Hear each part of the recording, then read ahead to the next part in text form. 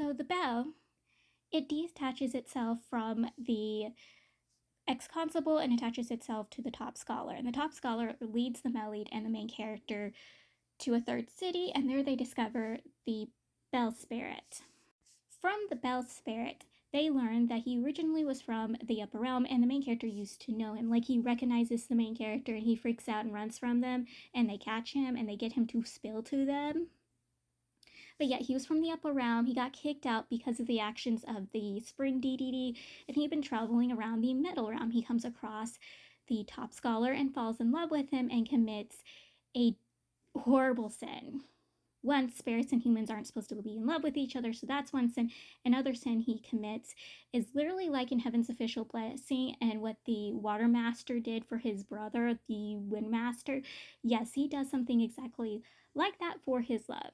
So he finds out that his love is supposed to die before becoming the top scholar. He was never supposed to become it. And he decided to go to the underworld and switch fates with the original top scholar to give to his love so his love wouldn't die. Now, do not worry. Unlike the Water Master, he does not selfishly do this without making sure that the person who was supposed to be the top scholar would not suffer. Like, this person would sooner or later become this top scholar just later down the line and achieve everything he was supposed to achieve and have a good life. He made sure that this dude would not suffer because of his actions. He just didn't know a certain fact. But yeah, let's go back to Heaven's Official Blessing for a second, because I am still pissed about that. Because the Windmaster did not deserve all the things he went through. They went through. Like, I'm still upset for them. Like, I am still heartbroken. That has traumatized me. And when I was reading this and learning about that, it just kept getting flashbacks. Full-on war flashbacks. I was traumatized.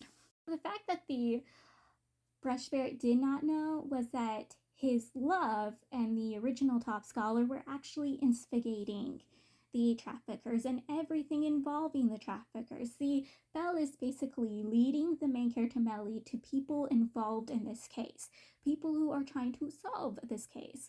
Because again, we had learned that the ex-constable had knew the trafficker, and they had kind of an okay relationship, a buddy-buddy camaraderie relationship when he was investigating the bandit's murder case.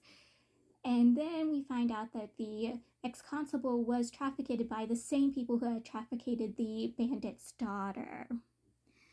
And so these two are trying to solve the case, and why this has never been brought up to the upranking people of the Middle Realm, or why this has never been brought up to the Upper Realm.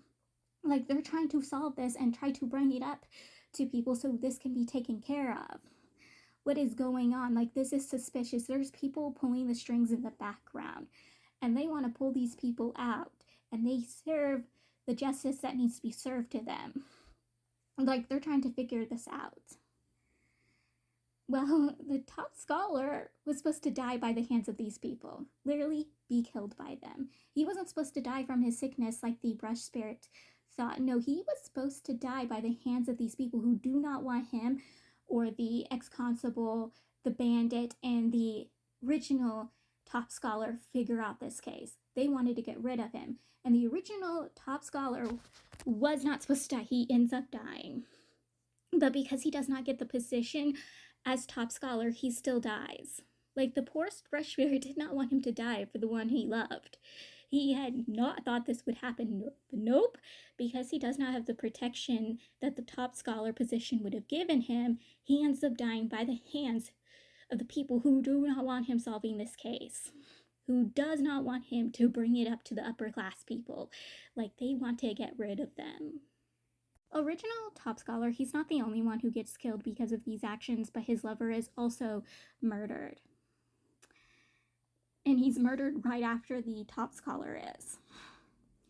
And it's kind of a public kill. Like, he just dies right there because he's being chased by, like, the Upper Realms police force, and they're chasing him, and he ends up literally dying right there and then. And the main character and the male lead is questioning the Brush Spirit at the time that this is happening. Like, they're hearing what's going on, and they're trying to get all of this taken care of.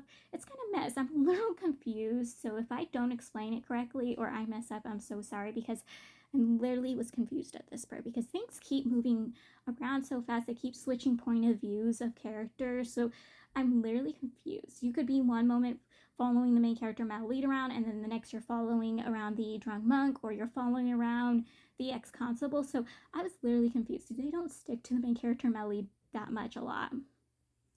So yes, he dies. Yeah, he dies. That's the part I'm sure, but I'm not really sure how he died. And the bell, because I thought the bell was attached to the top scholar, but I guess when questioning the brush spirit, the bell unattaches itself to the top scholar and then attaches itself to the fox spirit and his lover, the original top scholar, and then it yanks the main character and Malleed into the bodies of the fox spirit and the original top scholar, the Malleed getting in the body of the original top scholar and the main character in the body of the male fox spirit right before the top scholar is dead, and they're trying to investigate what happened. And this is when they figure out that the original top scholar and the top scholar were working with each other. Like I said, if I'm confusing you, I'm so sorry because I was confused myself and I'm trying to explain it best I can. But again, we all know I'm not that smart. I easily get confused. I'm the type of person you have to take a bell and go, ding, ding, ding, ding, right here, right here. Come on, you can do it. There you go. Yes, it's literally me. But yes, I was confused. The scenes where the main character is in the body of the male fox spirit and the Malleed is in the body of the original top scholar, they're being controlled to do the actions of the two lovers, so it gets a little too spicy, almost too spicy, and they're like very embarrassed and trying to control their bodies again and get them to do what they want, but they can't. And sometimes the bell lets them have control of their bodies, but at the same time the bell does not.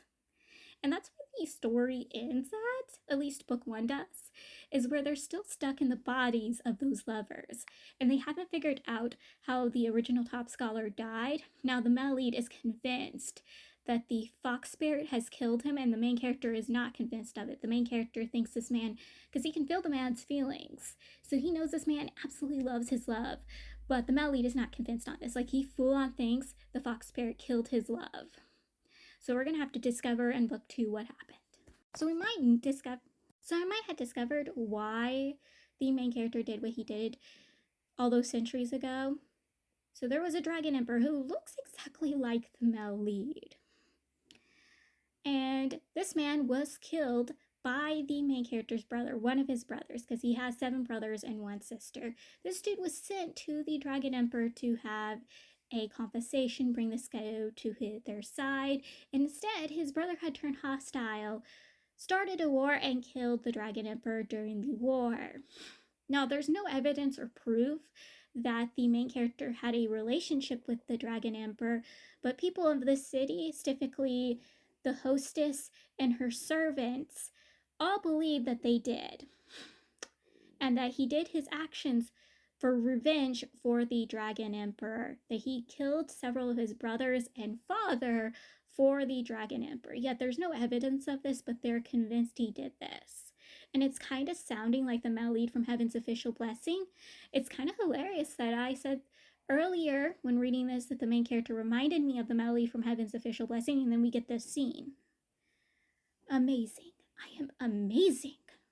So the brother who had slaughtered the dragon emperor has been asleep for 500 years. So basically, after the main character went on his murder rampage and needed to be defeated, which he was one of the brothers who helped defeat the main character, and he helped the Budamux defeat the main character. He's like, I'm badly injured from the main character's murder rampage, and defeating him, I'm gonna go to bed. And he has been resting for 500 years. Literally just been sleeping. So I'm gonna be calling him Sleeping Beauty, because you know, if you sleep like that, you deserve to be called Sleeping Beauty, because you know what, I could not handle sleeping that much. Claps for him. But I want to know why he started this whole war. I need to know the facts. I need to.